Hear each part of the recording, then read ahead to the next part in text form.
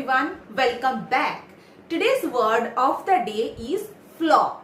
It means fault, mistake and weakness in a person's character, in something or in an idea. মানে কোনো একটা ব্যক্তির চরিত্রে থাকা বা কোনো একটা জিনিসে থাকা বা কোনো একটা আইডিয়ার মধ্যে থাকা ভুল, ত্রুটি বা দুর্বলতা। ফ্ল একটা কাউন্টেবল নাউন, তাই আমরা ফ্ল এবং ফ্লস দুটো ভাবেই ইউজ করতে পারি। যেমন আ ফ্ল একটি ভুল, একটি ত্রুটি বা একটি দুর্বলতা। সাম ফ্লস কিছু ভুল, কিছু ত্রুটি। মেনি ফ্লস অনেক ভুল, অনেক ত্রুটি, অনেক দুর্বলতা। Structure for sentences. সাবজেক্ট যেমন I, you, he, she, we, দে।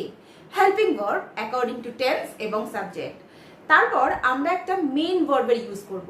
যদি বলি আমার মধ্যে কোনো ত্রুটি রয়েছে বা আপনার মধ্যে ত্রুটি রয়েছে বা কারোর মধ্যে রয়েছে, তাহলে হ্যাভ বা হ্যাজ এর ইউজ করব। যদি আমরা কারোর মধ্যে ত্রুটি খোঁজার কথা বলি বা পয়েন্ট আউটের মতন ওয়ার্ড ইউজ করব। যদি আমরা কোনো ত্রুটি কারেক্ট করার কথা বলি, তাহলে কারেক্ট বা রিপেয়ারের মতন মেইন ভার্বগুলো ইউজ করব। তারপরে ফ্ল, তারপর in.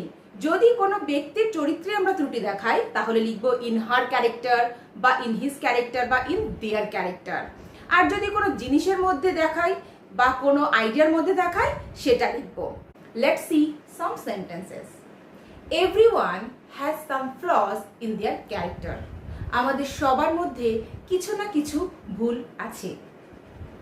She will correct the flaws before sending the mail. সে মেলটা পাঠানোর আগে ত্রুটিগুলো কারেক্ট করে দেবে।